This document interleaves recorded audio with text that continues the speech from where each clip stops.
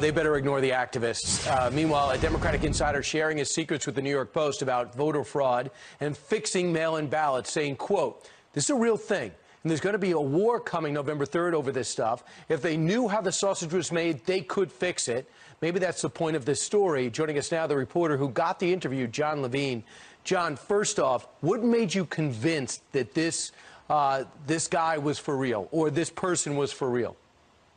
You know, it's just, he came to us. Well, first, Brian, thank you for having me on the show. I'll say that he came to us, and it was the level of detail he was able to offer and the story he was able to tell. And, you know, obviously we had to keep him anonymous because, you know, he would face, you know, very severe prosecution for some of the stuff he was talking about. And, you know, the evidence he presented us, and, you know, just, this is a very serious guy in New Jersey. I would not say a household name, but it's someone who, you know, you could see has a very long track record with some of the biggest politicians in that state, up and down. And, you know, once he started talking, and once it sort of came from the horse's mouth, it was both, it was revealing, but also chilling, I would say. So we see what you do. I mean, it flawed me, and then it wasn't surprising to see the Fox and Friends Weekend do it and talked about your story. It was on Sunday's New York Post. So you talked to this anonymous source, and he says not only has he done it himself, he trains others to do it in New Jersey, Pennsylvania, as well as New York. And here's an idea of what he does. Here's an example. A Democratic operative. It's a real thing. There's going to be a blanking war come November 3rd over this stuff. And if they knew how it's done, this is how they could fix it. And one of the areas in which you delve into it, how they do it, is the envelope is much more foolproof than the ballot. The key is getting the envelope, correct? Right. You know, what he would say is, you know, your voter is mailed the ballot.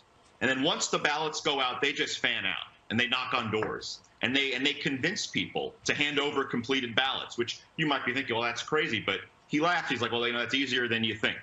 And they say, oh, hello, I'm a, you know, district leader. I'm with the county, this or that. You know, I'm here to mail your ballot. And he says a shocking number of people will just hand over completed ballots. And, you know, there's an area in the article where he says, you know, you got to make sure to sprinkle the ballots in different mailboxes, because if you put them all in one mailbox, it's too suspicious. And there was a voter fraud job that he pointed to that got busted, and he's laughing, and he's like, I would never make that mistake because they put all the ballots in one mailbox. So they open up the envelope, right? They open up the envelope, and they'll put the new ballot in, then they close it again. They steam it open. Here's another quote from your story about employees. Says, you have a postman, for example, who's a rabid anti-Trump guy, and he's working in Bedminster for some Republican stronghold. He can take those blank ballots, knowing 95% are going to be Republican. He can just throw those in the garbage. And I guess he's done that. Stopping it. I mean, and how would you know? And, you know, once a ballot is cast, that's it. You don't get to cast another one. And, you know, there's no mechanism to prevent that. And there's been cases in New York, which are documented in this article, where, you know, I think 500 ballots were delivered to the Board of Elections 8 months later. And it was just like, you know, they were found in a corner somewhere. And we don't know how they got there, who put them there. And those people ended up being disenfranchised. So, you know, in New Jersey, we already know what a debacle it was in these primaries, and the New York had one too, with ballots being left on in postal floors or not appearing at all. Another quote you have is from a nursing home, for example. You said, anonymous, the operative talks about rigging nursing home ballots. There are nursing homes where the nurse is actually a paid operative, and they go room by room to those old people who still want to feel like they're relevant, and they literally fill it out for them. Yeah, you don't even need to steam anything open. You don't even need to steam it open in that case. They just, it's, you know, this has been called granny harvesting in the past, you know, and they don't even have to steam it open because the nurse is on the payroll, and then they just go and the nurse gives a stack of ballots that, you know, it's like, hello, we're going to do the ballot together, and then you know, it's both fraud and it's elder abuse, frankly. And John, what did you walk away with out of all this, the operation? When you were done with the interview, when you wrote the story, what did you walk away with? You know, the takeaway for me, and his takeaway too, is that you don't need to, like, the answer here is not to abolish mail-in voting, but that there are some very, very easy ways to just make it a lot safer.